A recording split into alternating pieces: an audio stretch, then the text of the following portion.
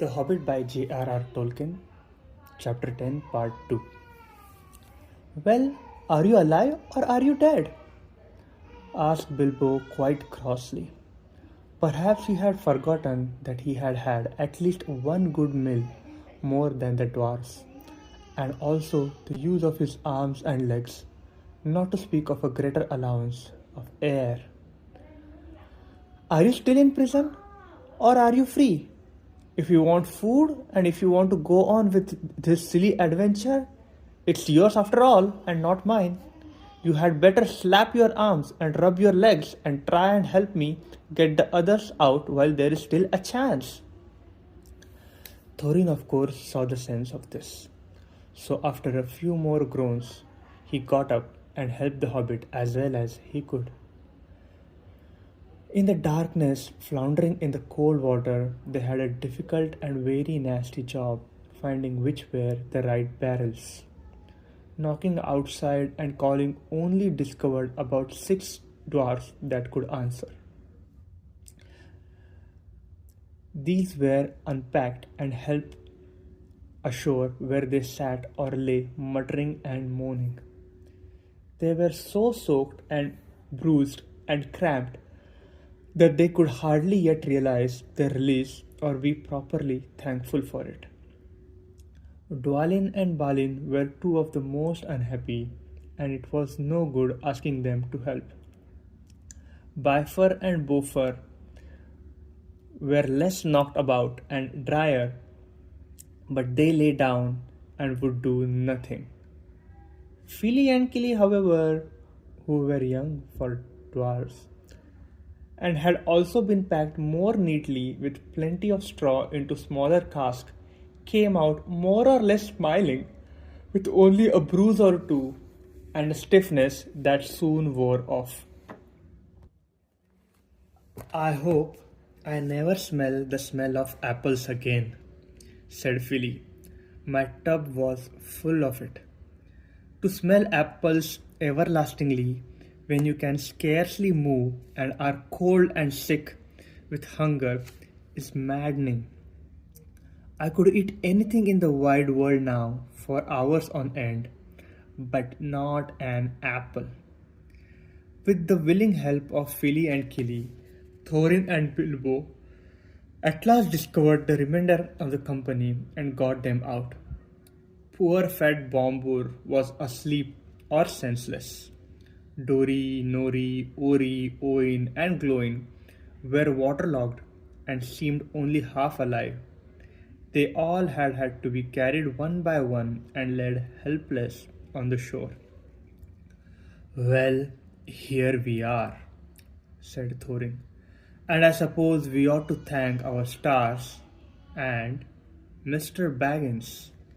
I am sure he has a right to expect it, though. I wish he could have arranged a more comfortable journey. Still, all very much at your service once more, Mr. Baggins. No doubt we shall feel properly grateful when we are fed and recovered.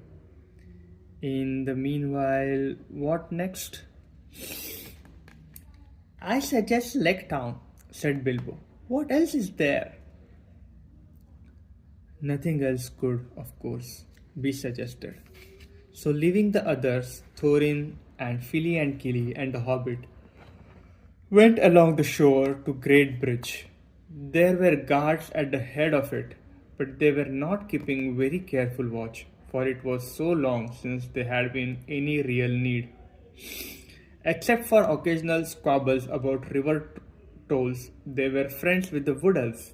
Other folk were far away, and some of the younger people in the town openly doubted the existence of any dragon in the mountain and laughed at the greybeards and gammers who said that they had seen him flying in the sky in their young days.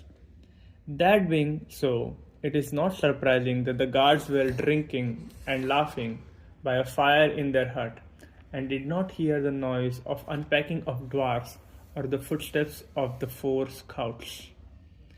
Their astonishment was enormous when Thorin Oakenshield stepped in through the door. Who are you? And what do you want? They shouted, leaping into their feet and groping for weapons. Thorin, son of Thrain, son of Thror king under the mountain, said the dwarf in a loud voice, and he looked it in spite of his torn clothes and dragged hood. The gold gleamed on his neck and waist. His eyes were dark and deep. I have come back. I wish to see master of your town. Then there was tremendous excitement. Some of the more foolish ran out of the hut as if they expected the mountain to go golden in the night and all the waters of the lake turn yellow right away. The captain of the guard came forward. And who are these? He asked, pointing to Fili and Kili and Bilbo.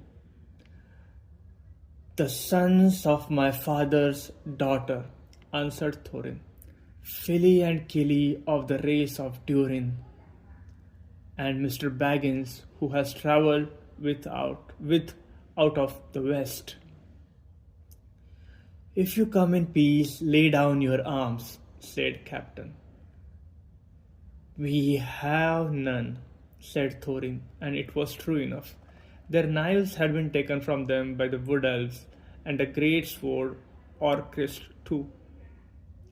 Bilbo had his short sword hidden as usual, but he said nothing about that.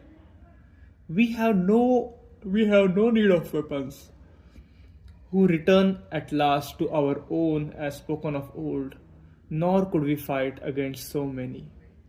Take us to your master. He is at a feast, said the captain. Then all the more reason for taking us to him, burst in Fili, who was getting impatient at these solemnities. We are worn and famished after our long road, and we have sick comrades. Now make haste and let us have no more words, or your master may have something to say to you. Follow me then, said the captain, and with 6 men about them, he led them over the bridge, through the gates, and into the marketplace of the town. This was a wide circle of quiet water surrounded by the tall piles on which were built the greater houses, and by long wooden quays with many steps and ladders going down to the surface of the lake. From one great hall shone many lights, and there came sound of many voices. They passed its doors and stood blinking in the light, looking at the long tables filled with folk. I am Thorin, son of Thrain, son of Thror king under the mountain. I return. I am Thorin, son of Thrain, son of Thror king under the mountain. I return, cried Thorin in a loud voice from the door before the captain could say anything. All leaped to their feet. The master of the town sprang from his great chair, but none rose in a greater surprise than the raftsmen of the elves who were sitting at the lower end of the hall. Pressing forward before the master's table, they cried, These are prisoners of our king that have escaped, wandering vagabond dwarfs that could not give any good account of themselves, sneaking through the woods and molesting our people. Is it true? Asked the master. As a matter of fact, he thought it far more likely than the return of the king under the mountain, if any such person had ever existed. It is true that we were wrongfully waylaid by the Elven king and imprisoned without a cause as we journeyed back to our own land, answered Thorin. But lock nor bar may hinder the homecoming spoken of old. Nor is this town in the wood elf's realm. I speak to the master of town of men of lake, not to the raftsmen of the king. Then the master hesitated and looked from one to other. The Elven king was very powerful in those parts, and the master wished for no enmity with him. Nor did he think much of old songs, giving his mind to trade and trolls, to cargoes and gold, to which habit he owed his position. Others were of different mind, however, and quickly the matter was settled without him. The news had spread from doors of the hall like fire through all the town. People were shouting inside the hall and outside it. The quays were thronged with hurrying feet. Some began to sing snatches of old songs concerning the return of the king under the mountain, that it was Thor's grandson, not Thor himself, that had come back did not bother them at all. Others took up the song, and it rolled loud and high over the lake. The king beneath the mountains, the king of caravans soon, the lord of silver fountains shall come into his own. His crown shall be holden, his harp shall be restrung, his hall shall echo golden to songs of glory sung. The wood shall wave on mountains and grass beneath the sun. His wells shall flow in fountains and rivers golden run. The streams shall run in gladness, the lakes shall shine and burn. All sorrow, fail and sadness at the mountain's king's return. So they sang, or very like that. Only there was a great deal more of it, and there was much shouting as well as the music of harps and of fiddles mixed up with it. Indeed, such excitement had not been known in the town in the memory of oldest grandfather. The wood elves themselves began to wonder greatly and even to be afraid. They did not know, of course, how Thorin had escaped, and they began to think their king might have made a serious mistake. As for the master, he saw there was nothing else for it but to obey the general clamor, for the moment at any rate, and to pretend to believe that Thorin was what he said. So he gave up to him his own great chair and set Fili and Kili beside him in place of honor. Even Bilbo was given a seat at a high table, and no explanation of where he came in, no songs had eluded him, even in the obscurest way, was asked for in general bustle. Soon afterwards, the other dwarfs were brought into the town amid scenes of astonishing enthusiasm. They were all doctored and fed and housed and pampered in the most delightful and satisfactory fashion. A large house was given up to Thorin and his company. Boats and rowers were put at their service, and crowds sat outside and sang songs all day, or cheered if any dwarf showed so much as his nose. Some of the songs were old ones, but some of them were quite new and spoke confidently of sudden death of the dragon and cargoes of rich presents coming down the river to the lake town. These were inspired largely by the master, and they did not particularly please the dwarfs, but in the meantime they were well content, and they quickly grew fat and strong again. Indeed, within a week they were quite recovered, fitted out in a fine cloth of their proper colours, with beards combed and trimmed, and proud steps. Thorin looked and walked as if his kingdom was already regained, and Smaug chopped up into little pieces. Then, as I had said, the dwarf's good feeling toward the little hobbit grew stronger every day. There were no more groans or grumbles. They drank his health, and they patted him on the back, and they made a great fuss of him, which was just as well, for he was not feeling particularly cheerful. He had not forgotten the look of mountain, nor the thought of the dragon, and he had beside a shocking cold. For 3 days he sneezed and coughed, and he could not go out, and even after that, his speeches at the banquets were limited to "Thank you very much." In the meanwhile, the wood elves had gone back up the forest river with their cargoes, and there was a great excitement in the king's palace. I have never heard what happened to the chief of guards and the butler. Nothing, of course, was ever said about keys or barrels while the dwarfs stayed in Lake Town, and Bilbo was careful never to become invisible. Still, I dare say, more was guessed that was known, though doubtless Mr. Baggins remained a bit of mystery. In any case, the king knew now the dwarf's errand, or thought he did, and he said to himself, "Very well, we'll see. No treasure will come back through Mirkwood without my having something to say in the matter. But I expect they will all come to a bad end and serve them right."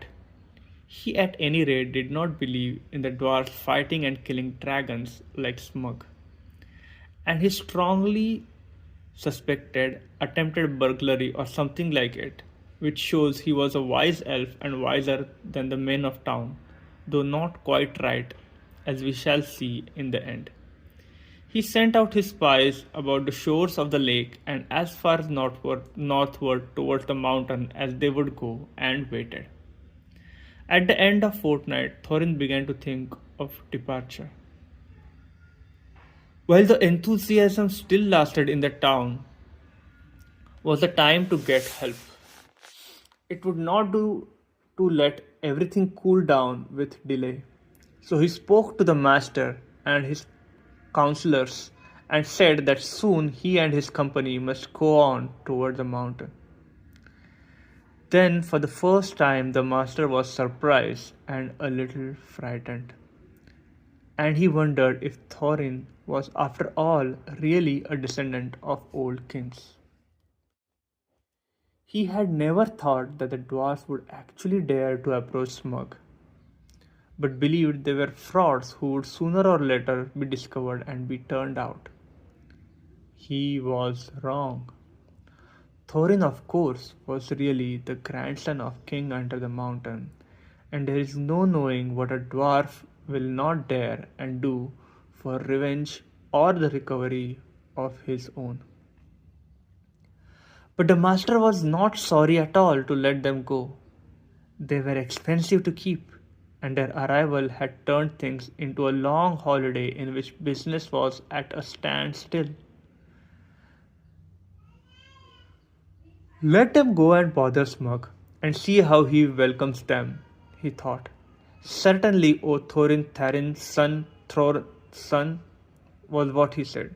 You must claim your own. The hour is at hand, spoken of old. What help we can offer shall be yours, and we trust to your gratitude when your kingdom is regained. So one day, although autumn was now getting far on, and winds were cold, and leaves were falling fast, 3 large boats left Lake Town, laden with rowers, dwarfs, Mr. Baggins, and many provisions. Horses and ponies had been sent round by circuitous paths to meet them at their appointed landing place. The master and his councillors bade them farewell from great steps of town hall that went down to the lake. People sang on the quays and out of windows. The white oars dipped and splashed, and off they went north up the lake on the last stage of their long journey. The only person thoroughly unhappy was Bilbo. End of chapter 10. A warm welcome. Thank you for listening.